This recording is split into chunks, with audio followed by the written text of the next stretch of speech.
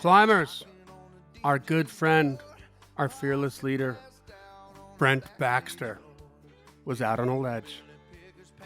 Despondent. Down in the dumps. And who saved him? I saved him. And you're going to want to know how I talked him off the ledge. That's what we're going to talk about on this episode, right? Cha! Thank you. Welcome to the climb! This is a show dedicated to helping singers, songwriters, and indie artists like you create leverage in the music business, because leverage is what it takes. You have to prove that you have a working business model, that the market likes your music and wants more of it, and then everybody's going to come in to help you get to in front of more eyeballs. That's what it's all about. C.L.I.M.B, creating leverage in the music business. The climb, see what we did there? That's a backsynonym from my good friend and co-host, Mr. Brent Baxter, who's an award-winning hit songwriter with cuts by Alan Jackson, Randy Travis, Lady A, Joe Nichols, and more. He's got number ones in Southern Gospel. He's got top 10s in Australia. He's got top 20s on Texas radio. The man is worldwide, and he wants to help you too, songwriters. He helps songwriters turn pro by revealing how you write like a pro, do business like a pro, and then on the regular, number 3, when all those machines are working right, you got to create that relationship and get that going so that you can execute and turn that hard work into money. And you can find Brent very easily at songwritingpro.com. And I would like to introduce you to my co-host, Johnny Dwinell. Johnny owns Daredevil Production. They're breaking artists digitally by identifying new fans through data. If you're an artist looking to increase your streams, blow up your video views, sell more live show tickets, and get discovered by new fans, TV, and music industry pros, then Daredevil Production can help. Daredevil has worked with multi-platinum artists like Colin Ray, Tracy Lawrence, Ty Herndon, and Andy Griggs, just to name a few. You can find Johnny at daredevilproduction.com. That is production singular, no S, and there is no S because there is no other Johnny D. What's up, buddy? Man, I'm still emotionally recovering from our text thread the other night when I was out on that limb. I'll be honest with you. I've just tried to kind of put it away and not think about the topic too much, because it makes me a little bit sad, a little angry. Well, I got to tell you what, I'm going to make it all better for you. But before we do that, let's get into a little bit of business here. Join the Climb community if you haven't done so already. Make sure you go to, it's on Facebook. So facebook.com/groups/the Climb community. You have to ask to be let in. We let everybody in unless you look shady. A couple of those I clicked out on, like just, started Facebook. Let's see, it was an old woman, started Facebook like 2 weeks ago, and she had 642 friends, and all of them were like, and this is like an old, she looks like an old Midwestern white woman, you know, and all of her friends are these young, like Middle Eastern Pakistanis or something like that. I don't know, like maybe like, Johnny, maybe I don't think this is her crowd. I don't think this is who she's hanging out with. Like, Johnny, it's look like the church group, Brent. It's possible she's been in the mission field for the past 30, 40 years, has not had time to do Facebook, and she was in India or Pakistan, because those Jesus loves those came back, too. and the first thing she did upon returning to the States was follow the climb. How am I going to get in touch, keep in touch with all my brothers and sisters that I made over the past 30, 40 years and their grandkids? Is I want to start a Facebook. Yeah. So, those don't get in. But we try to do our best to filter them out, guys. But we want you to be a part of it. We want to hear about your new releases. We want to hear about your wins. We want to hear about your gigs. And you got to put them as comments in the proper places. We provide the proper place to comment every single week. So don't put it in the feed. The feed is for everybody, right? You got some news, something newsworthy, something funny, something cool. Like sometimes I'll put like little videos with vulgar displays of prowess on musicians or whatever, just for everybody to watch. But if it's all about you, put it in the comment. And believe me, that's where you're going to get the love. You're putting it in the feed because you want to get the love. That doesn't get you the love. That gets you Roadhouse. Okay. That's right. So make sure you do that right. But every Wednesday, one of those posts that we do is called New Heights. We call it Wednesday Wins. I don't know why we named it twice, but we did. So we like the alliteration on Wednesday Wins, I guess. Brent, what do we got? All right. Share those. That's right. Every Wednesday we post a New Heights. You can post in there any day, but it's the new one comes out every Wednesday, and you post your wins as a comment under that post. So we know where the party is. We know where to find people. And that way, if you post there, like other people get the notification, like, oh, so-and-so commented on the same thread as you, right? So more likely that more people are going to see your stuff if you go where the party is, by the way. So anyway, some wins we have. Oh yeah. Can we just restate that? If you put your crap in the feed because you're not paying attention to what we're saying, all We're you're not gonna going to do is pay just attention to you. nobody's gonna pay attention to you. It's gonna get taken down. You're probably gonna get a little nasty gram from Johnny. But if you put it as a comment, everybody that's already commented on that is alerted. But exactly. It Uh, just makes sense. It works better for everybody. yeah, So, yeah. all right, let's see here. So, a couple of the wins. Stephen Charles says had a copy of a song picked up to pitch to River House artist. Had an artist cut co-written with Patrick Adams and Michael McFarland, both climbers, announced for Nice. November 10th, and just got word that another cut is coming out on December 11th. Here's to climbing. Heck yeah. Yeah. So, Good for way to them. go, Stephen and Patrick and Michael. That's awesome. We have another climber on here, Harry Wolf, if that is your real name, says, my first co-write, Redeemed, recorded by Blue Oyster Cult in 1972, is included on their recently released 50th anniversary album. It's already earned me close to .006 and boosted my open mic career. Nice. So good. Hey, don't fear the royalty. Don't fear the Don't royalty. don't fear the Quote another cowbell. Blue Oyster Cult song. So that's cool. I'm like, he wrote a Blue Oyster Cult song and he's a climber. That makes me happy. That Yeah. touches me in places I can't He talk first about. of all, like because he wrote a Blue Oyster Cult song, bottom line, I don't care who you are, he will be cool forever. Yeah. So Harry, thanks for listening. That's very cool. I'm glad he shared that with us. Now let's see here.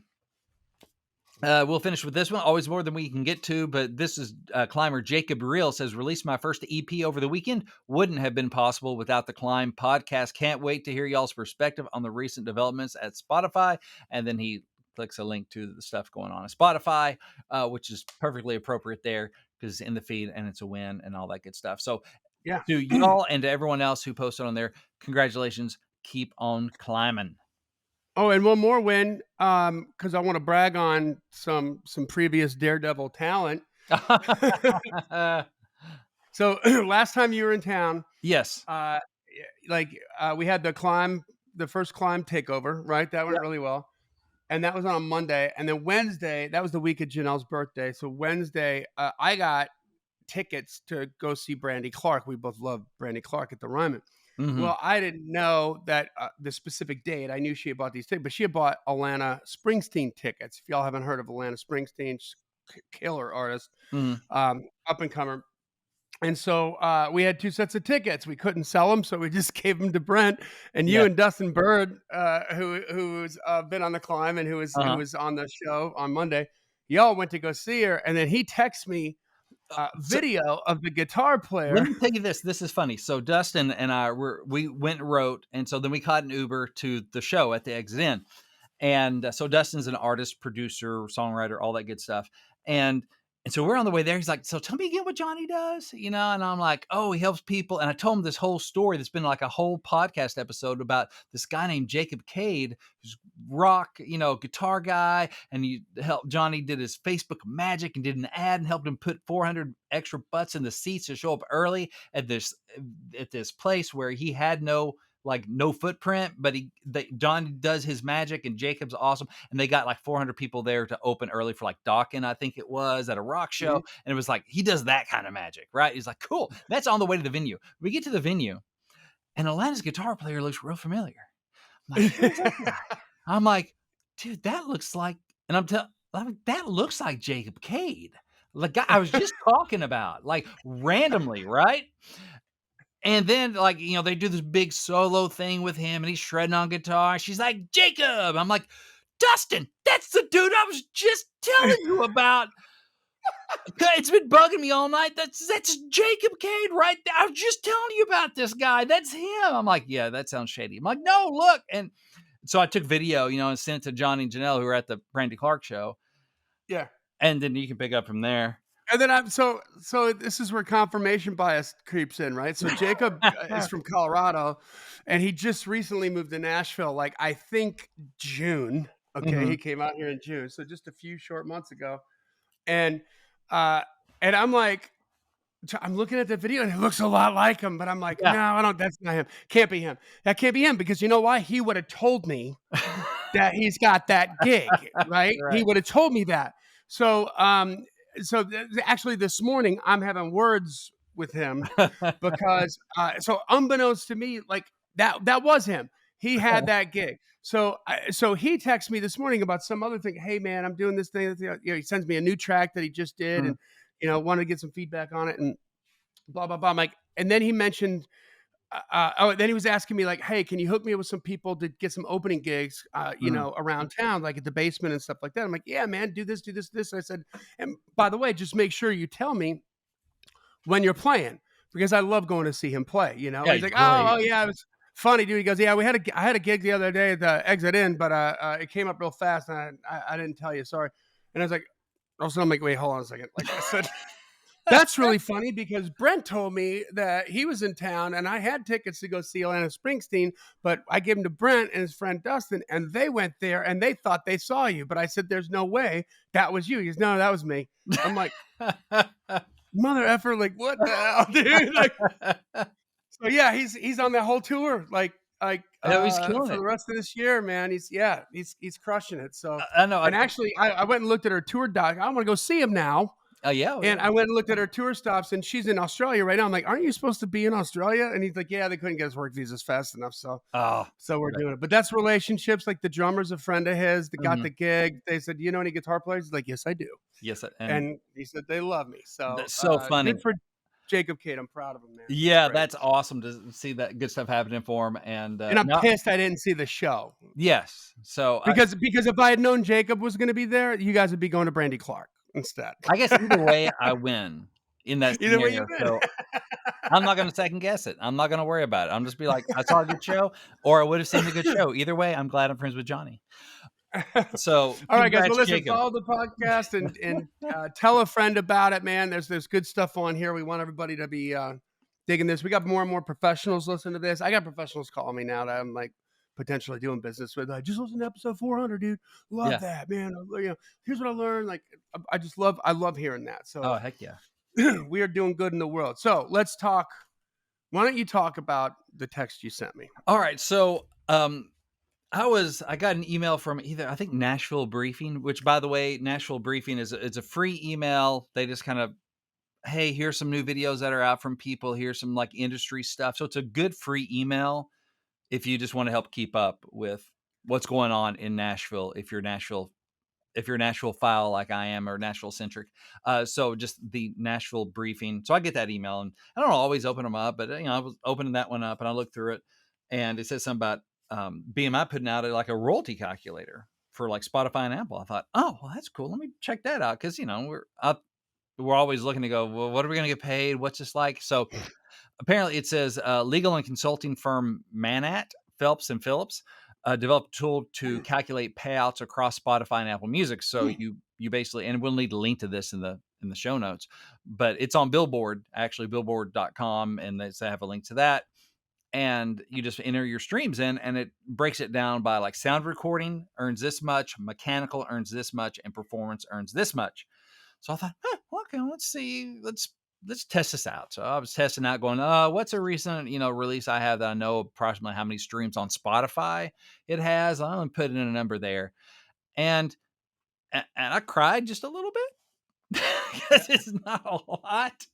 And so I put the numbers in, and it kind of made me sad for this say one release of what my I kind of did the division on like my third of the song and da da da da da take out 10% for admin blah blah blah or whatever all this kind of stuff, and then go, oh wow, okay, well I'm gonna send this to Johnny, but I'm gonna be a little sad about it, and that started our conversation. So yeah, that Yes. And I thought, okay, this would be a good podcast because you know what, genuinely, from a songwriter perspective, I feel your pain. I know Mhm. where you're coming from. Um, we know lots of pro songwriters who've had catalogs that just aren't making them money like the radio used to make them money, Yeah. and and maybe, some physical product stuff, okay? Mhm. But here's the thing. I think that I don't think I know I'm right about this. I know like the new world, better world for you, but the business model has to change a little bit. Yeah. Okay. I think you're already kind of doing that a little bit. Well, I But am. I mean, well, maybe put some numbers on this. Maybe I should tell a little more of the yeah, so that would well, set let's that just up. first of all, let's talk about it in like big picture first, okay? Mhm. So, do you know what the most played song on terrestrial radio is right now? No, I'd have to look that up on Billboard probably. Every breath you take Really? Okay, that's funny. Is that new? Is that by the Police. yeah. For like over, and do you know how many spins it has that makes it the most played song on terrestrial radio worldwide? No, I'm very curious. 15 million. I mean, that's just okay. Slow clap for Sting and the Police, right? How Right. old is that song? That Older came out than in a the lot of our 80s. listeners, and it's Yeah. number one.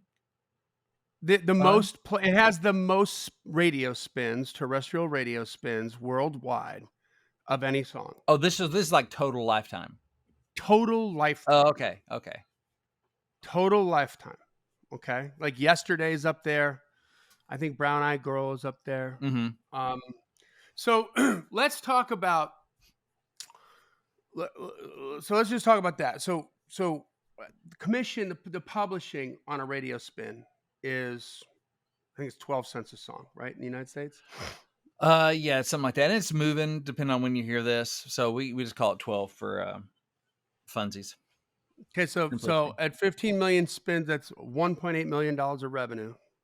Now that's for mechanicals. Okay, this is not spins. This is 12.1, I think it is for mechanical. Say if you sold 15 million units of that song, that doesn't have to do with your PRO money with your spins. That's a different revenue What stream. does a radio station pay for a spin? Now that is a good question. That depends on size of market, right? Uh-huh, Depends on time of day. So basically, a spin at drive time in Houston, it's going to have uh-huh. a big listenership, Fourth largest city in the United States. Yep. right? Drive time, people are in their cars. Traditionally, the Yep. more people listen to radio, that's going to be worth a lot more in their super secret and formula than say midnight in a small town in South Dakota or local Right. station in Is South there Dakota. an average Man, I of don't I don't know. That's a good question because I think the PROs kind of hold on to that. And so I'm talking from a US perspective here because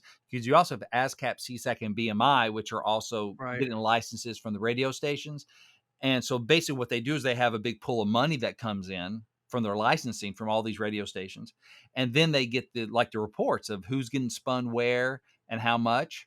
And I think they kind of take that fund and kind of divvy it out, and I'm sure that they slush some stuff around to make some of their big dogs happy and some of that stuff. It's like that's my understanding of it. Is it's a little super secret slush fund sauce going on there for Right. your radio spins, because you've heard those stories too of like, hey, I got this BMI check for this much, and you got it for ASCAP check for what? How much? How come that didn't match up? Well, that's a secret slush. So Yeah, that's the slush. Well, yeah, because what they're gonna do with the blanket money, right, yeah, is which is where the payouts come from, or the radio licenses. Like every radio they don't go station, to the blanket fund, do they? well, like a radio station, say A radio WKBF, station have to report the songs that they they have to play. report, but where does that money come from? That money comes from the license that they paid. They pay an ASCAP license, the BMI license, the CSAC license, and so yes, they do have to report what they or well, actually, they have to, according to FCC, every second of airtime is accounted for, right? But the PROs just do their own surveys, right?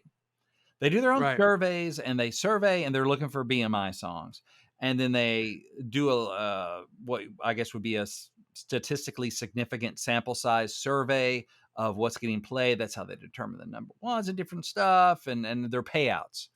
I guess Billboard may do a different thing for like who's number one, but like the PROs are doing that sampling to figure out how they divvy up the money from those Okay. licenses. So Okay. yeah, Well, so it's super so funky, so and so I don't know that's if there's a clear answer, and I don't know if I they think want it's somewhere there to between be a like clear answer. 12 and 15 cents. Like I think it's somewhere between 12 and 15 cents, but I Okay, didn't know that they all I thought that they were paying like because they reported the songs that they spun that they're paying for spins on each one of those songs and that revenue gets attributed to that. yeah, And I no, didn't think they have an overall broad license at terrestrial yeah, radio. they do. Yeah, and yeah, so they They negotiate just those have licenses. a license from the PROs to spin whatever the hell they want, and they Yeah, just have to report what it is, and then and then they leave it up to the PROs to divide it up? they leave it for the PROs to figure out what they played and where that divides up. They're like, we pay our license. That means we can play BMI songs and ASCAP songs and CSAC songs, Right, and okay. y'all go figure out what we're doing. And And that's if the they same figure way out, it works at your clubs too when you're playing live music at a club, cover yeah, bands, stuff like that, like, that's yeah, why the you don't get club popped for that because has a license. They're not they have a reporting what license. all gets played in the club. So, like, I had to when I was with ASCAP, I'm with the BMI now, but when I was with the ASCAP, I had, you mentioned on the intro like some love in Texas. So I had a song Armadillo that was recorded by Junior Gordon hit the top 10 in Texas. This was several years ago. So my first top 10 in Texas, like hit number 10 for like a week or two, I guess a week, and then, bounce back out. But um, I've never had a charting song in Texas before. And I'm like, I'm curious how this is going to work out. So I'm waiting for that. I'm not waiting around, but when that statement comes in, I'm like, You're ooh, this curious to see what covers that looks like, that yeah. period of when that was on Texas radio. I'm wondering how this shows up. How's it going to compare to like Canadian stuff I've had? I'm just curious. Song wasn't on the report at all for that period. Like Wow. Ghost, right? ASCAP is like, I don't know what you're talking about. So I call them up and they're like, it never hit the survey. I'm like, it was a top 10 in Texas. It charted. Yeah, It was getting played. So it was getting played on a mix of like mom and pop stations and probably a couple bigger stations, right? To hit the top 10. yeah. And they're like, never hits a survey. I'm like, I can send you a screenshot of the chart. They're like, it's got to hit the survey. So they don't know everything that's getting played all the time. That's their in that case an ASCAP song. They just Right. survey and it just didn't happen to get played during the survey time. So I got no Okay, money well, off so that. okay, so right here, like, first of all, this goes to my argument, okay? Like, you're literally calling up your PRO going, "WTAF, here's a top 10 on your" why doesn't it even show up on this report? And they're like, "What's that?" Yeah, Like, we don't even know. didn't hit So, there's a million you don't know who did something wrong or what happened in there, but how the hell does a song get enough spins to get it to be charting in the top 10 and doesn't show up on it the radar it screen of your wasn't PRO? played on the stations they were surveying when they were surveying, right? Oh, that's what it is. It Because if missed they the don't survey. survey They everything, it's don't survey, random. it's a survey sample, like Nielsen ratings, right? "Hey, do you wanna be a Nielsen family?" This was last year, wasn't it? No, no, this was like 2013, 14, something like that. This was like 10 years ago when this happened. This is a while back. Still, we had laptop computers then. How fricking difficult is it to get everybody connected to make a damn Yeah, so to they get know a real exactly act what's getting why played. do this survey? Well, so they can get a statistically significant sample size of like, "Oh, this is kinda how the pie is getting split." Why do you need a statistically significant sample size when you can get all the data? Well, that is a good question, Johnny. Why not just get all the data? You know what I That mean? is a Like good they're question. Yes, because so the radio stations know because they have to account for that. It's FCC stuff, right? They yeah, have to know yeah. what all is being used. So, I mean, they do it for TV, right? If something's getting played, Well, they're all because they here's yeah, all that stuff. because with broadcast television, okay, before it was digital. Now, by the way, TV's digital. Like the TV frequencies that they used to use Mhm, to broadcast television, they're bad. The government owns them now. They're not even owned by mhm. the uh, Stations or whatever. by the networks with Mhm, FCC licenses. It's all digital now. Okay, like so all your NBC, ABC, CBS, mhm. Fox, all digital. They do not use the UHF or the VHF frequencies anymore. Yeah. Okay. So thank you, Johnny. I've gone from being depressed about my streaming rates to being depressed about radio too. Thank you. That's helped a lot. I'm back out on the ledge, crawling back out now. Can you hear Well, this is creaking? going to help. Yeah. This is going to help. Okay. So, okay, when you talk about the overall, like the big picture stuff, let's first start out by saying that prior to streaming, the record industry was a $75 billion a year industry. Mhm. That's how big the whole industry was worldwide, With a B. right? All right. With a B. And remember when we predicted like years ago on this podcast, I said when as streaming takes off, they're going to surpass that, right? Mhm. Because I think it was the same year, I think it was 2017. It was the same year that the record business had hit rock bottom, Mhm. right? They went from a $75 billion a year industry to like a $15 billion a year industry in 2017. And Spotify had just kind of taken hold into the public lexicon, and they had the most amount of streams ever, right? And so, and at that same time, that same year, electronic gaming had exploded to Mhm. $150 billion a year industry. Yeah. And I said, because it's digital and everybody can access it. So I said, that's what's going to happen to the record industry. Mark my words. Well, guess what? We're there. We're at like Mhm. 150, $161 billion in revenue Wow. already in 2023. When what happened? It was streaming. So how did Mhm. that happen? Right? Why did that happen? Because think about like I mean, the big thing, like you get a gold record back in the day, right? That's that's 500,000 records in the United Yeah. States. That's enough to keep your record deal, right? Yeah. Yeah, and platinum's even better, Yeah. right? Twice A as better. really, really good freaking record, 3-4 million, right? Mhm. Triple, quadruple platinum. But the big records, right? The big ones. We get maybe how many of those do you get a year? Maybe 3 or 4, Mhm. maybe 5 across. Like that number is 10 million plus, Yeah, diamond. right? Yeah. The diamond. Okay. So 10 million records, lots of money being made, no doubt about it. Okay. But that's the extent of the amount of consumers Mhm. that went out and paid for that music. Yeah. Right. Now with Spotify, I believe they have over, just Spotify alone, 250 million paid subscribers. Mhm. Right? And that doesn't include Apple's, who says they've got 150 million paid subscribers. Doesn't Mhm. include Amazon. Everybody with Amazon Prime automatically gets Amazon Music. Like so. The point is that there are now exponentially more people paying Yeah. to consume music on a regular basis than there ever was before. Yeah. And I suspect that people who are still happy listening to radio, when radio goes under, and it's going to end, it's going to Mhm. come to an end at some point, just because the money's not there, Yeah. right? They can't stay afloat. So when that happens, then I think more people are going to be kicked onto the streaming platforms. It's even going to get even bigger because they like Yeah. music, but they say I'm going to get it for free as long as I get it for free. Now, then all of a sudden, you know what? $10 a month, not a bad deal, Yeah. right? All right. So the pie is getting bigger and bigger and bigger and bigger. Yes. Okay. And what else happens is that the pie is now decentralized, Mhm. right? In order to go make that money, I don't need to have a record deal and I don't need to be on radio Yeah. for the artists, right? So the market grows. So when let's just start with terrestrial radio and the way it used to work. Let's take like Every Breath You Take, as big as you can get.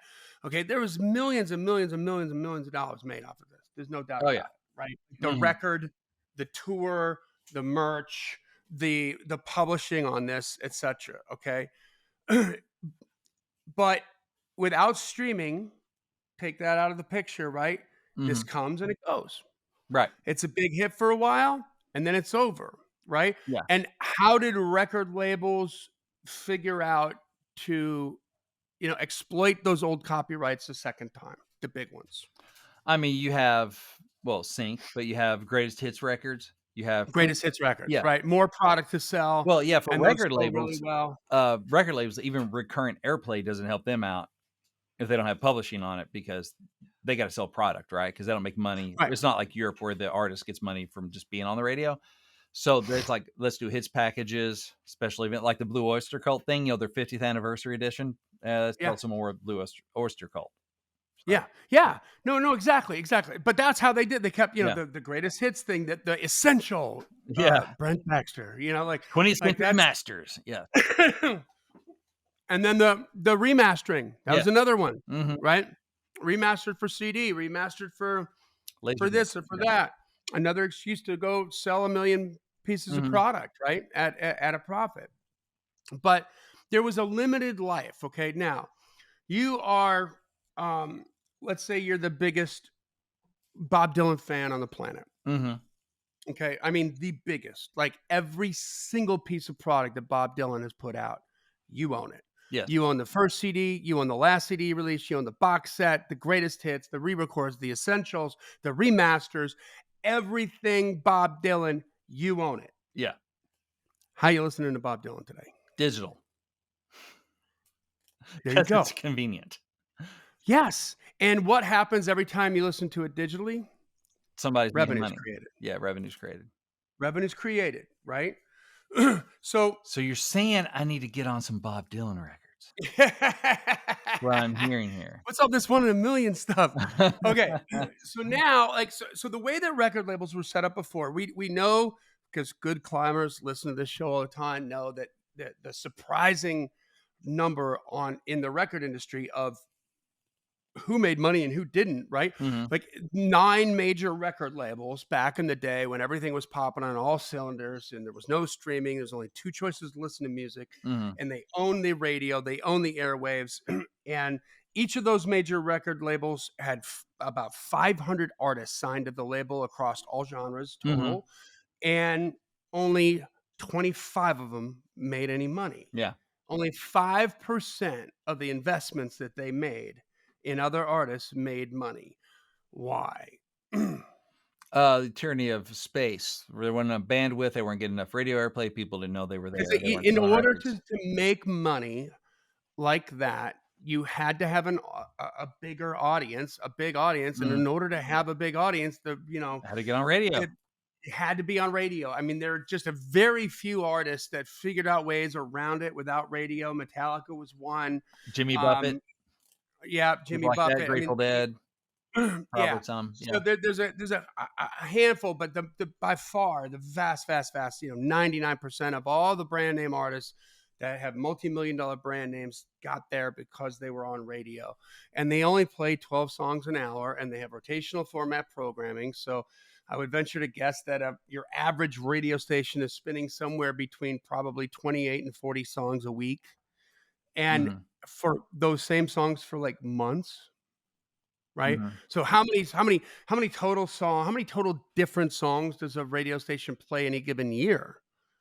Right. Probably less than 100, Yeah. maybe 100, like Crazy.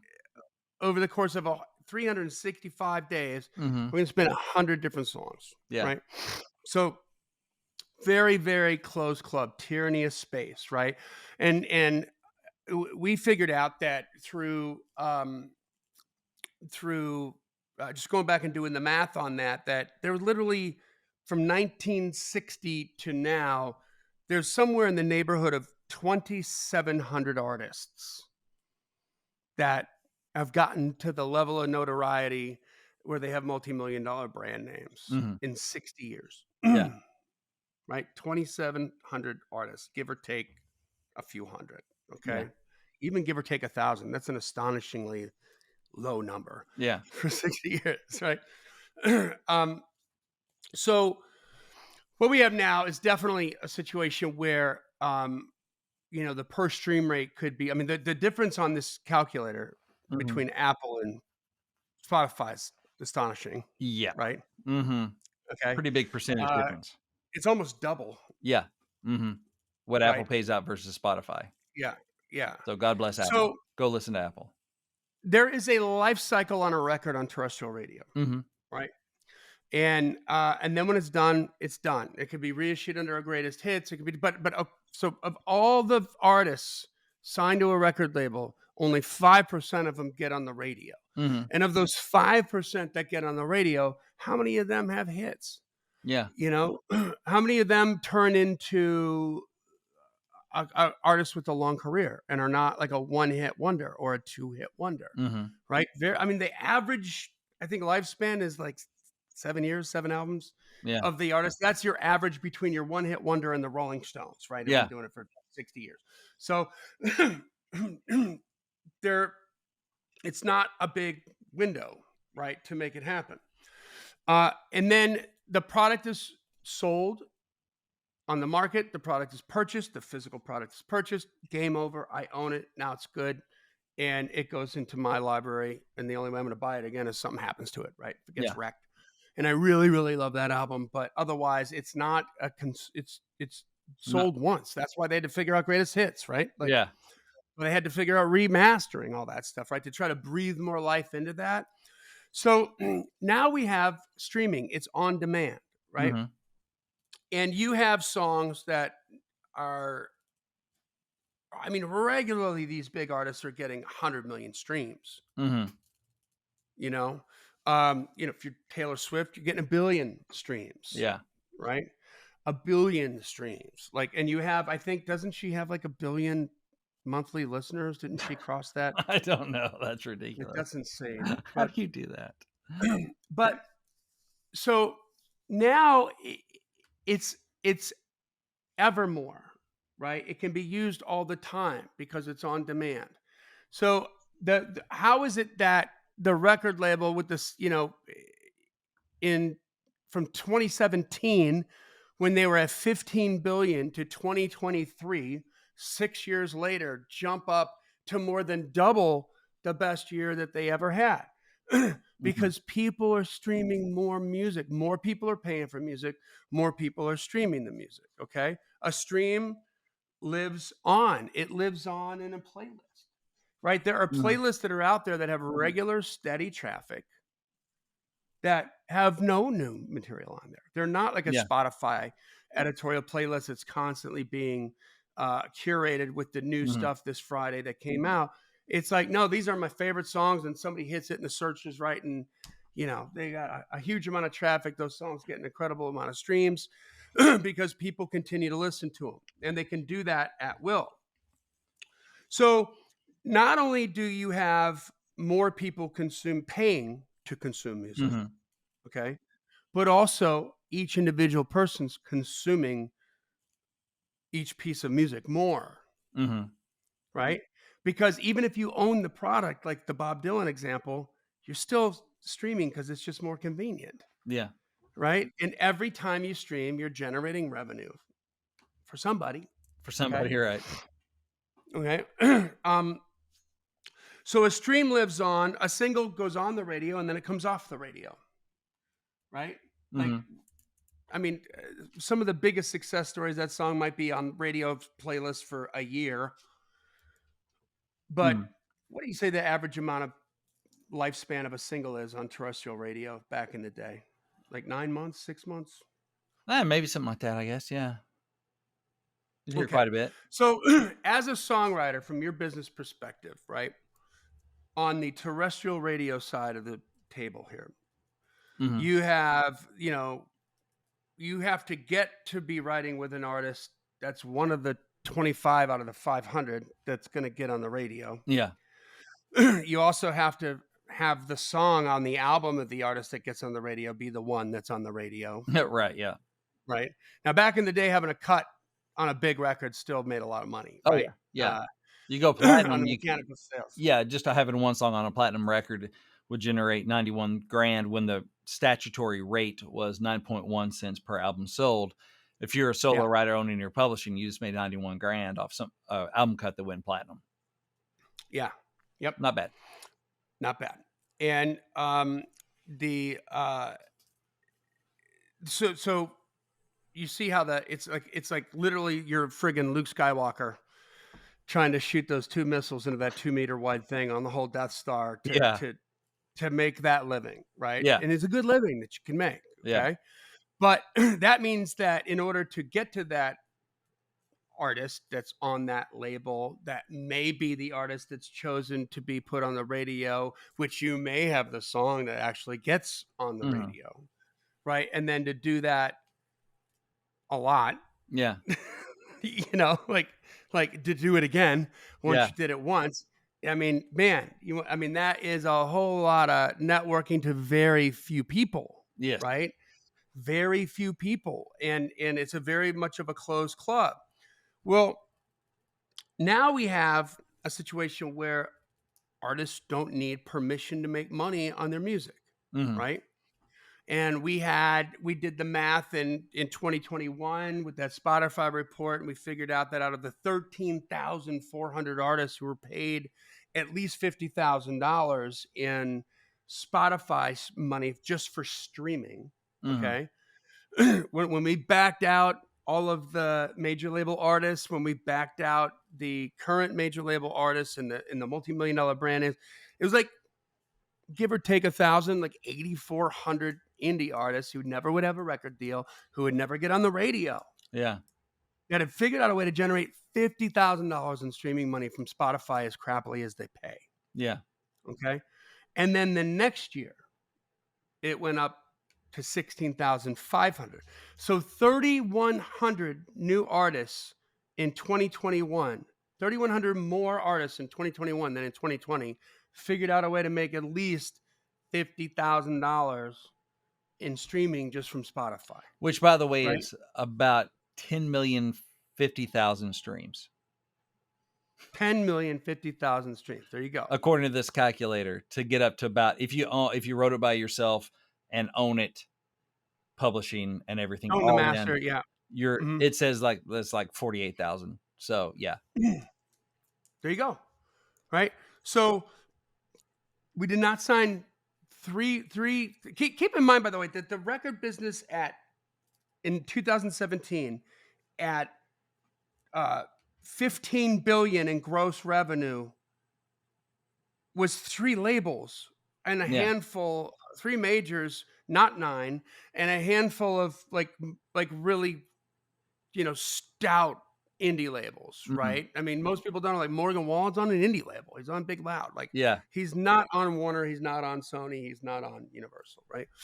Um, so how does, like, all of a sudden it shrinks to its lowest and then it just skyrockets past the the previous high, Yeah. right? And crushes the goal. It's like it's astounding, okay? Because it because of streaming, the song continues to live on. It continues to get traffic, right? So Yeah. there's actually more money to be made per song streaming than on radio, Yeah. I mean, okay? I would say kind of where I come in on this, because ultimately I am an optimist. Otherwise, I wouldn't have stuck around this business this long. Um, it almost seems like it's gone from, the music business has gone from fattening up, tens of people to starving millions. Like more people are in it. They're just all starving.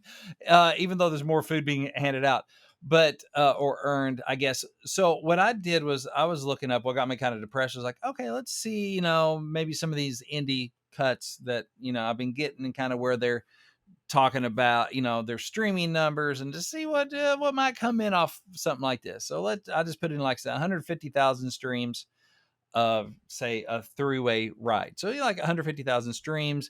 Spotify pays all in $720. Apple Music is 1,320, so almost double. So I was just looking at that going, okay, so that's 150,000 How many streams, streams is that? 150,000. So this is spread across Okay. Spotify and Apple. I guess it's Okay. 150,000 for each, so say 150,000. So I'm like, okay, sound recording. So whoever owns the master, so like would be the label, or if the artist owns the masters, the artist, $555. So they're making a lot more than publishing pays, right? Because Yep. publishing is total of, let's see, 165. So if you are the labels making a lot more than the publisher on those spins. So Mhm. 165, you have $89 in mechanical, $76 in performances. Okay, so Mhm. because what they figured out with streaming is it's a split mechanical and performance. Like radio play is just performance, there's no mechanical. Record sales is just mechanical, no performance. For streaming, they do this kind of hybrid thing. It's kind of a For the mechanical record, the side of mechanical performance. royalty that he's talking about is the copyright, right? That goes to the songwriters. Well, no, Um, mechanical and if performance, those are two different publishing revenues, but it's all Right, but the publishing. performance being that, like, if you go if when Van Halen did "You Really Got Me," they didn't make any money off of the publishing, on radio, even though that was a big hit for them, Correct. right? It went to Like, the it went to songwriters the and the Kinks who publisher. wrote the song, but there's no performance paid for, because it's Van Halen's version of it that's creating the revenue. Right. That doesn't matter to terrestrial radio. There's a backdoor deal that American terrestrial radio made with Congress back in the 30s. Like, oh, that's too much. We don't want to pay that, so we're just going Mhm. to pay the songwriters, not the performances. That, by the way, not the case In in Europe. Europe, Right. but it is the case in Europe for you if you're an American songwriter, because You're Europe doesn't reciprocate. Because they reciprocate the FU. yeah, yeah. Yeah. That's right. Unless you got a European address, you're not getting paid for those performances Right. on, as an American on European radio, because we're not paying their artists. So Right. that makes So, sense. You know? yeah, so mechanical performance are both go to publishers and writers. And Mhm. so I was doing the math and I said, okay, 150,000 streams.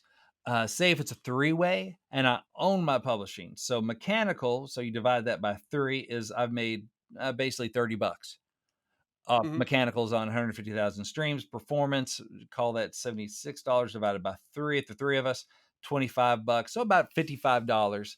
And that's assuming I own my publishing. If somebody else owned my publishing, it's 2750. That's actually the writer share, and 2750 that's publisher share, depending on your publishing deal and if you're recouped, unrecouped. So many things factor into that. But say I'm self-published right now, so if I'm getting a new song recorded out there, 150,000 streams, I made about $55. That's when it gets to me, minus any admin fees from people that collect my money, like Blue Water. They have a fee that they take out for collecting that stuff and make sure it gets to me. So I'm like, Right. all right. So I see, 150,000 streams on, say, on Spotify. Cool. I made about $55. It's more. It's about double that. So it's about $100 if it's Apple.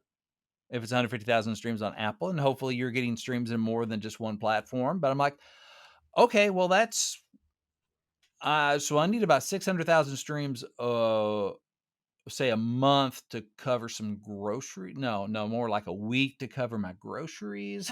This is where I started getting out on that limb, like figuring out, like, oh my goodness, as a songwriter, not as a performer, going, holy crap, I got to get a lot of streams every week to cover my groceries. Like if I'm counting on that to feed my family. So that's what I'm looking Okay. at. Yep. No, that's right. That's right. This is right. Okay. But listen, to restate what we talked about earlier in this episode, that in 2022, or I'm sorry, in 2020, there was about 8,400 indie artists Hmm. that figured out how to make at least $50,000 just in streaming, just from Spotify, which, according to you, was like, it's actually a little more. It's like more like 11 million streams, isn't it? Like, To make 50 grand. yeah.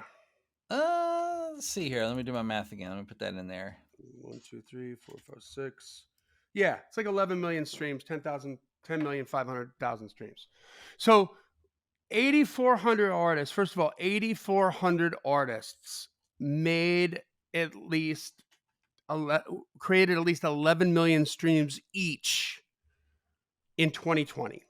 Mhm. Okay, indie artists, like without record deals, without anything. Okay, and then so I think, like, right now you're looking at the artists that you're working with that aren't label artists, Brent, are doing 100,000 streams, right? They're baby artists, they're Yeah. growing. Okay, but these are seeds that you're planting. Okay, like for instance with John Stork, who we just had on, Mhm. whose episode will come after this one. But so I think you need to be thinking in terms of like 10 million streams plus, right? Yeah.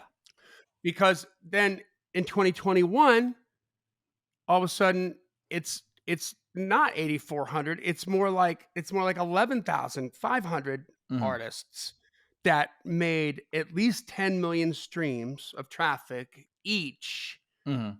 on Spotify, Yeah, making that kind of money, and odds are those right? will be the artists with catalog that cumulatively, over their different songs are getting 10 million streams. So let's talk about that too. So this is another thing I want to say. So I like with Mackenzie O'Brien, right? Like she has a catalog that's bigger than Josh, who we just started releasing on, right? Mhm, So she has a lot more streams as a result of the promotions that she's pushing on her current releases with us. She gets a lot of ancillary free streams because people go down that rabbit hole and it's mhm. right there to go down, right? Yeah, By the way, improves her popularity score. It has all these other benefits. So, yes, that same thing with this podcast, right? Because we have a catalog of this podcast. We're able to make money on this podcast network, more money than other podcasts. Why? Because we have over 650 episodes now, mhm. that people can go down and they will consume because they like it, because it's there, it's on demand. Okay. So, before, and you know this, Brent, because I mean you had a big hit with Alan Jackson's song, Mhm. and you got a truckload of money that was awesome, and then it was like a desert, right? Like It it's all the of a sudden, curve, it comes up the cliff, then it's, when it peaks and it's in the top 5 and then starts coming off and downside, and then you get long tail and not making off, it's not as much of a recurrent as some of Alan's other, like Chattahoochee and that kind of stuff. It's not getting the recurrent spins of a Chattahoochee or, some of his other, because it's a classics. ballad and not an up tempo song, That's and definitely part of it, yeah, and he has so many number ones to choose from, you're like, "Oh, we're gonna play some Alan Jackson, we're gonna play Tall, Tall Trees or something."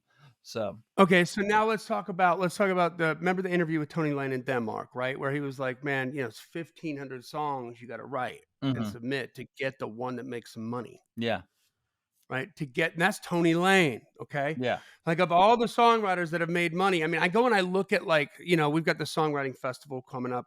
Um, it's November 11th. When does this drop? Like, Let's see, this is gonna drop on so right before that, November, like, 7th, probably?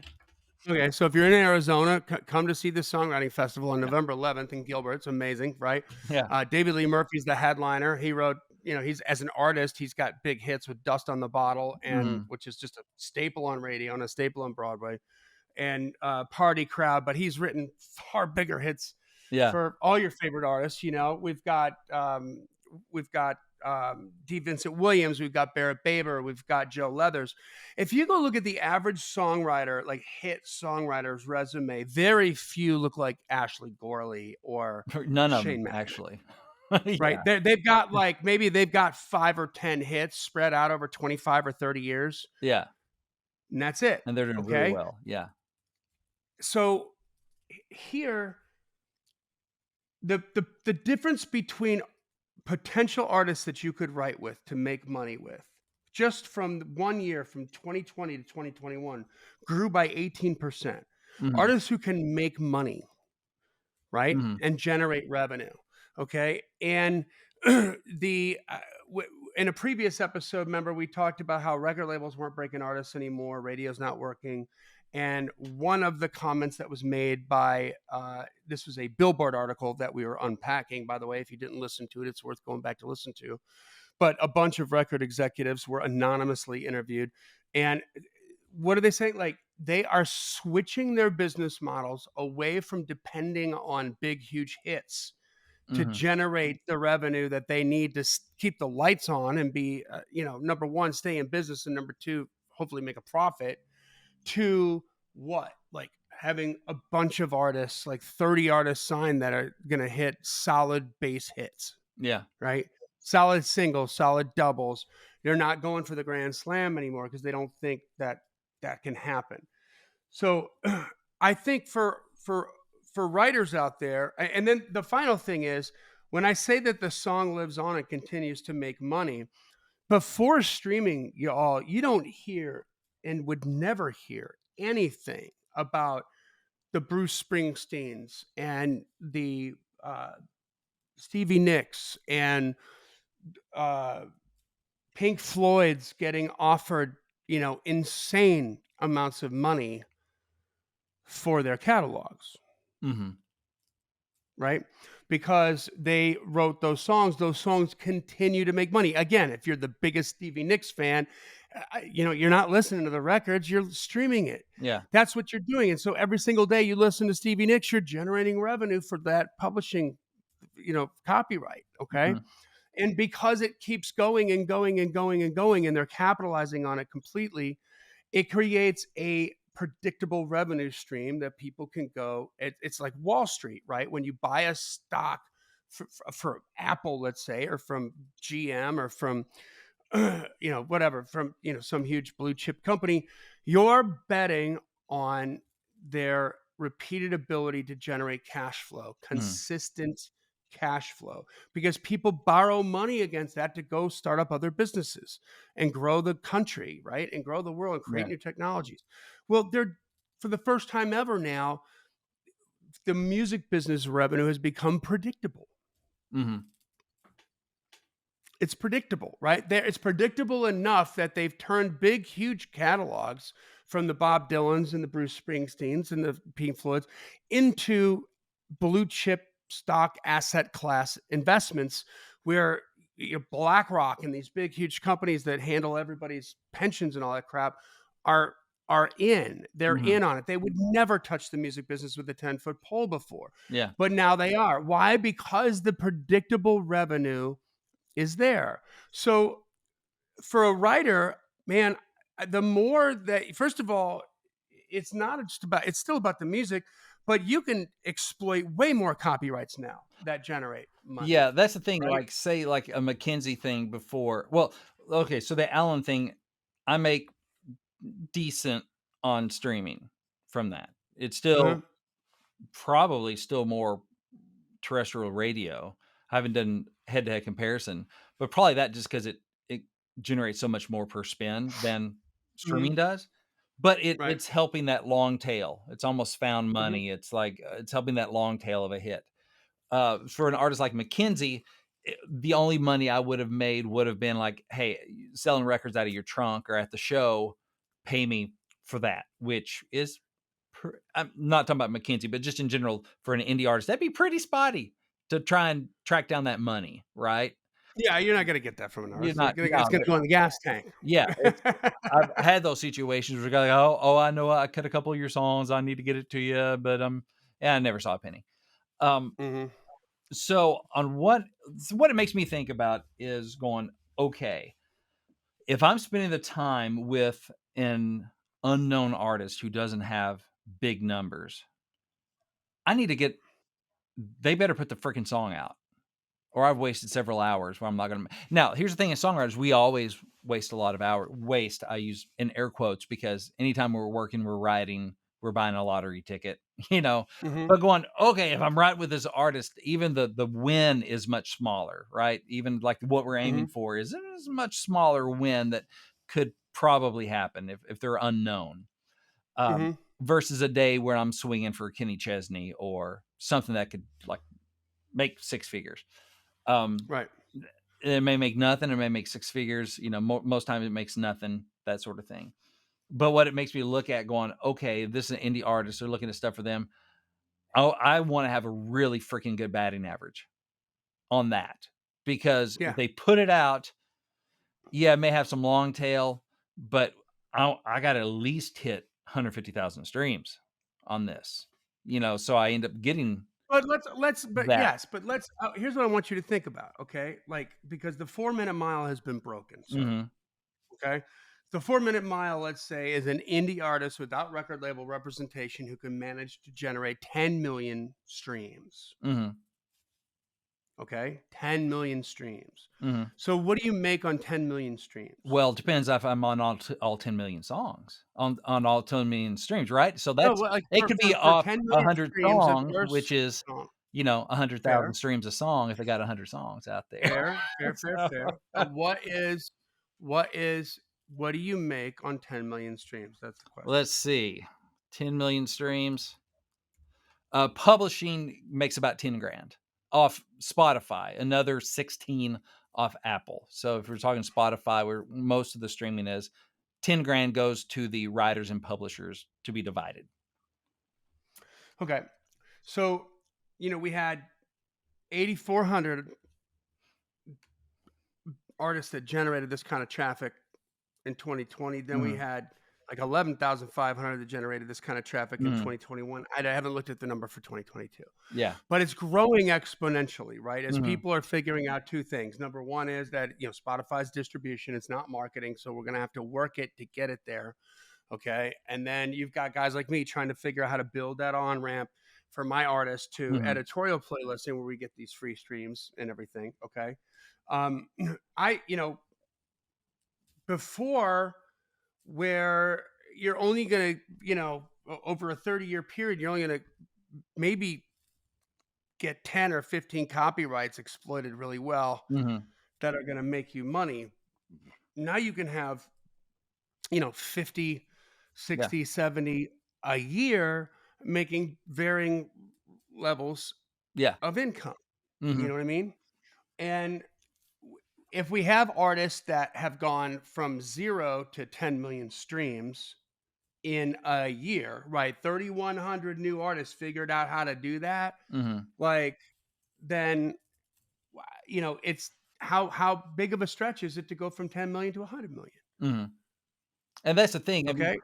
to me as a writer, I'm looking at going, "Okay, where are my best bets for somebody," trying to pick a good Yeah. horse, right? Who has potential, and mixing, like, the potential with the people that are further up the ladder. Of course, as many as you can get further up the ladder, do that, right? I mean, I'm Right. giving preference to people that have the record deals, that have the streams, all that kind of stuff. But when I'm looking at it like a more of a spec right, going, Yeah. okay, all right, I'm looking at their numbers too. I'm looking at their stuff and going, Sure. all right, if we get a cut, it looks like that should pay for the day. And you do start stacking those up and over time. And as a songwriter, none of us should be banking our future on one song. That's the thing of No. Right. blue collar, working class. I'm here to get a whole bunch of cuts Yeah. every year and start. And so that little tributary, that little stream gets wider and wider and deeper over time. And hopefully, you get some hits along the way to beef that up, Yeah. turn the spigot on for a while and, before it squeezes back Well, down again. so when you think about like investing, okay, Mhm. money, it's common knowledge that you're absolutely crazy to have all your money in like one stock. Yeah, Right? So yeah, what do they say? They say you gotta diversify your diversify. money, right? Because, God forbid you've got all your money invested in Apple, it's doing really good, and somehow the CEO gets caught with a pale Asian boy with one leg, and, is in a cage in his basement, and Right. you're like, "Oh my god," like, then Yeah, everybody, what happened to Bud Light? Done, toast. yeah. So, the stock tanks and you're screwed on your money, right? Mhm. Well, it's kinda like when you go and look at when you do some of those breakdowns of writers on albums, like the Morgan Wallen stuff, there's a lot of usual suspects around any given particular artist, Yeah. isn't there? Mhm. Right? Those are the ones that artist likes to write with, and they're having success with it. Yeah. That's not broke. They're not going to fix it, right? They shouldn't. So it's tricky to get in there, and then all of a sudden something happens to that artist. They stop. They, God forbid, they get hit by a bus or Yeah. something, whatever. There it is. Now the revenue stream's gone. But looking at it this way through diversification, and you're laying all those eggs out there. If you've got 50, 60, 70 artists, all these relationships are making you money. You know what I That's the mean? And thing. if You one have goes to sideways, you have to be then you're not hustling. impacted that much. You have to be hustling to I mean, Yeah. there's a Canadian independent artist that my buddy Aaron Goodman brought me in on to write with, like, "Hey, I'm co-producing this artist, she's a sweetheart, she's good, whatever. We're writing some for her project." I'm like, "All right," because Aaron's a buddy of mine. I love writing with Aaron. If I get in a room with Aaron, it's a good day. Let's do this, even though we're Hmm. not writing for him. Well, wrote I've written 4 songs with this artist. She's cut all 4. you know? Hmm. And so far, 2 of them have been released to radio. The other 2 are still in the can. I'm like, okay, all right, that's a good day. That's a win. That's a net positive day. For one thing, it doesn't take all day to write anyway. So I'm still doing other stuff and investing in other things in a day. But that I go, okay, That's it. That pays for the day. That makes you feel fine. You know, she's independent. It's not going to get massive radio airplay. It's not going to chart, but it's bringing in revenue for a day. I got Mhm. to hang out with some people I enjoy. And other Yeah. things like McKinsey, I have a good batting average with McKinsey songs. And I Mhm. was like, okay, that's cash flow positive day. Let's go. And it will Mhm. continue to be as long as she has stuff up on streaming Mhm. um, and as long as those platforms are there. And so that's why I look at it and going, okay, in between the bigger charting things, like you just got to be hustling. You got to be Yeah. hustling. You got to be doing your due diligence and going, okay, does this person, do they have numbers already? Do I feel like they're going to have the numbers? Do they feel like they know what they're doing and they're going to be working hard? Because it's an investment and it is kind of a long term thing too. Well, how about yeah, and how about, like, figuring out a way to scrub Spotify for, using the discovered on to find other, indie artists Hmm. that you see are up and coming. A lot of them, especially for a writer like you, where you've got a couple feathers in your cap that Hmm. really matter to the kind of artists that you wanna write with, Yeah. they're gonna take that call. You know Yeah. what I mean? And they're gonna be like, "Hey, man, just letting you know, if you're interested, love to write with you. Like, I love what you're doing. I see what you're doing, and Hmm. it's sounding good, and blah blah blah." So I just think that before it was just it's going to be much more volume of content Hmm. now, and less like big hits. Yeah, I mean, I like going if I'm writing with some of these indie artists going, I hope they cut it and release it. I like that hope better than I hope they get a record deal one day and I'm along for Yes. the ride. Yeah. Because Yeah. that used to be the conversation of, "Ah, I hope they get signed somewhere and then maybe, well, then I'm on the Or bus you and hope their maybe." song makes a record. Yeah. Right. And so that And is then you better hope the going, song's going to be a single, yeah, because now it doesn't even matter. Like, if you got a song on the record, it's not a single. You're just as broke. You know what I mean? yeah, You're not you're making not any making money. much. You hope they have a So hit so at least you get some downstream streams. So that can be yeah, better for you. it's good. It's more, but it's better for your brand than it is for your pocketbook, It right? looks That's better true. on the wall than it does on the wallet sometimes, right? Yeah. So then the final thing that I'll say is this: it is a we're still in the middle of this, y'all. We're Spotify is just, for what they're bringing to the table, it's making too much money. Like, it's just not going to last that long, right? Yeah. But with the stuff I mean, Taylor Swift just released 1989, her version of Mhm. 1989, which is putting a huge dent in Shamrock Capital's investment of her first six, Yeah. because that record alone, 1989, was 30% of all her traffic to all six records Wow. streaming. 30% of it was to 1989, Mhm. and then Reputation was the second one, which is probably like another 25%, something ridiculously huge. Yeah. So, like, two records are like more than half of all of the revenue that's being created. And she started with the smallest ones. What's my point? She owns the traffic. Okay. She owns the masters. Mhm. She owns everything. The label helps her. That's what they do. So this is where this works. At some point, y'all, radio's going to drop out. It's Yeah. just going to stop. And then this is going to be the way that it's done anyway. But the relationship that Spotify has with the music business is, it is going to inevitably end the way that we know it at some point. Does that mean Spotify's going away? No. But you better damn sure know that the the writers are gonna get more money, Mhm. because it's your work. The more this indie thing grows, right? The more it's decentralized, the more leverage that you have with this whole thing. Because the bottom line is that, if the artists own the traffic, whatever they're paying the label and Spotify for streams is too much, Yeah. right? So that said, I mean, way back when we talked about, when we were kind of on a little blockchain kick there, Mhm. one of the companies we mentioned was a company called Audius, which was like the Spotify of blockchain, right? But they Yeah. weren't out yet. So we read the white paper on them. Like, here's what they're going to do. Here's what this is about. They're basically directly paying artists Mhm. for the traffic that they create. Okay. And I just signed up for them today. They just released as beta. Mhm. Okay. So they're trying out some different things. And, you know, when you own the traffic, okay, like I'm trying to come up with with a with a with a reason for this, but let's just say you make the world's best burritos. Okay. Mhm. Let's say you make the world's best burritos. And if you go and you make them in bulk and you're going to go sell them to this, local store down the street, and they're going to pay you like a buck a burrito for them. Right. And then that becomes like a big deal, right? The store's getting a lot of traffic now. Everybody loves those freaking burritos. Yeah. And then the big box store comes down and says, you know what?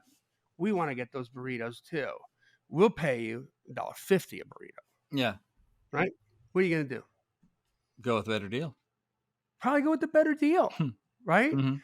So, so right now, everybody's still scared because Spotify don't rock the boat. Certainly, that's what radio is. Don't rock the boat because it's already sunk. And if you rock it, it may be your cabin that you get caught in. You know what I Yeah. mean?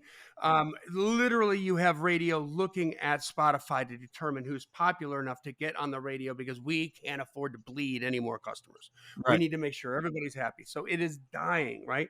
But with the traffic comes the power, leverage, right? And so when a Taylor Swift wakes up one day and says, "You know what? I can make way more money putting my stuff on Audius or Mhm. whatever, like my own damn server Yeah. and charging revenue for it," then that's what I'm going to do, Yeah. right? Because they'll go wherever I tell them to go. Yeah. And these artists that are generating this kind of traffic, they understand that too. Mhm. Those 3,100 new artists that came on board into that club of 10 million plus streams know how to market. They know how to create competitive music. They know how to tour. They know what they're doing. And so we have a lot more savvy people that are just able to make money.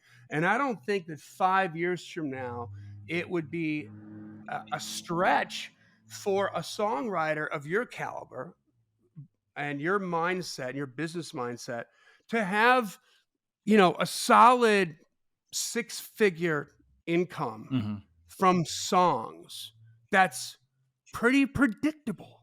Yeah. That's not a boom and a bust, like starve, instead Mhm. of feast or famine, it's like, starve or famine, Yeah, I call right? it faster famine. Yeah. Fast or famine. Yeah, instead of that, like it's like selling insurance, man. It's like residual. Mhm. They just keep coming in Yeah. because they got that traffic, and it takes a while to build that up and to grow that. Mhm. But when artists, when stuff shifts, right? When everybody's like not afraid to leave Spotify Mhm. because they know their traffic's going to follow them over here, however that shakes out exactly, it's going to be met with platforms that are going to pay more money. Yeah. Okay. And uh and that's like the long and the short of it. Like actually with Audius, they allow you to like tip the artists and you can Oh, that's buy cool. stuff on Audius and overpay if you want to do that. Like lots of people love to overpay for vinyl and they don't even have a Mhm. record player Yeah. because they just want to support the artist. You know what I Yeah. mean? And so all these kinds of things, man, they make a big difference. But I think it's decentralized. It's a different business model, so it's weird. But I also feel like it's a lot more consistent. Mhm. It'll be a lot. It's not just going to be up and then gone, right? It's gonna stick around for a while, and I think that you're gonna make more money off of more songs for longer Mhm. than with the old business. But now it takes a while to build up your catalog, right? Yeah. Of song, meaning not your catalog of songs that you wrote, 'cause that's tremendous, but your catalog of songs that are generating revenue online. Yeah. And then the final thing I'll say is, with the leverage too, what's to stop, songwriters with a huge track record to say, you know what, like I want some points on the record too, if you want me to write with you. That may be a whole nother episode, but that's a conversation I've been having with some other people lately going, "Okay, how does that shake out?" Because I have been hearing about that going, here's another way of going, so on the royalty calculator, so say 500,000 streams on Spotify, the sound recording, the master, Mhm. $1,800. For mechanical and performance, so publishing money together is more like $550, something like that. So you're like, wait a second. So $550 for publishing, songwriting, that kind of stuff, or 1,800 for basically the label, the sound recording. Huh. That's over 3 times as much. Yeah. If you want to write with me, how about I get a little sliver of that? Because that's a bigger pie. And I know some people are starting to do that to make it worth my time. 'Cause Yeah. I've created that leverage in the music business. Yeah. Or if you There you want go. this And song I've already written, hey, normally I'd send this to somebody further the food chain. Well, how about you level that out by giving me some points on that? And that's a whole different yeah. process I don't understand as far as how to open that cash register as a writer. Yeah. But that's something that's been, yeah, Oh, been happening more. and then here's another thing too, like just strictly on the indie level, right? Just on the indie level. I'm thinking about Randy Barber right now. He's a friend of the show. He's been on here a Mhm. lot, Bar Frog Music. We just had him on talking about admin and all the stuff he does. But his song "More Than 1 Year at a Time" was never, never, never, never, never, never, never, never on a major label artist record. Yeah. It was strictly indie, bought and paid for by the artist, Mhm. hustled by the artist, and they did so well in 2012. It was the most spun song on Music Row charts, on the Music Row stations for 2012. Song's called More Than 1 Year at a Time, and it's on the Eric Lee Bedingfield record called This Life Ain't for Everybody. Okay. Now, since then, that song's been cut 4 times Mhm. by other artists that generate the Jacob Bryan, I think, is the biggest one. He's got like 10 or 12 million streams just on that song. Mhm. And I don't believe he's a major label artist. I know when he cut it, he wasn't. He Mhm. was probably a high 6-figure or 7-figure touring act that didn't have a deal. Mhm. He might have one now, but I don't think he did then. There's one other artist that cut it that was probably worth 3 or 4 or 5 million streams, and then it just got cut by a major label artist whose name I can't say because we don't know if it's going to be released yet. Right. But Yeah. so the good song still counts and has the gift that keeps on giving. But there you're talking about one song on an indie record that Mhm.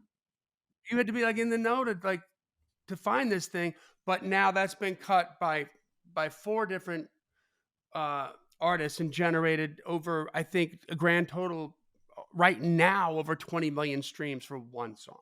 Wow. Yeah. So I feel like the ability is still out there. People are getting more and more savvy how to do this and do this right. And they're understanding search better. They're understanding how to get on editorial playlists better. They're understanding how to exploit their own damn copyrights better. Mhm. And to the point where we got 20% more artists figuring out how to make that minimum $50,000 in cash than the year before. That's astonishing. Those are Yeah. all indie artists, So I think it's better for you. I think it's more money. I think it's more consistent. I think it's Mhm. more like a steady paycheck as it begins to build up. Yeah. And yeah, and it's only going to take a couple marquee value hits to get a lot more of those indie artists coming to knock on your door like, "Hey, would you write with me? I've got 2 million Yeah. monthly listeners." Like, coming to you with their hat in their hand, Yeah. buddy. So I think it's good for you, you know? Well, thank you for That's talking me. me off That's the that end. ledge. Talking you into life. I think it works like that. All right, guys. Well, that's it, man. Make sure that you join the C.L.I.M.B community, that you tell a friend about our podcast. If it's helping you, it'll help them. And follow us wherever you are. This podcast exists because we want you to win. So keep on climbing. And we'll see you at the top.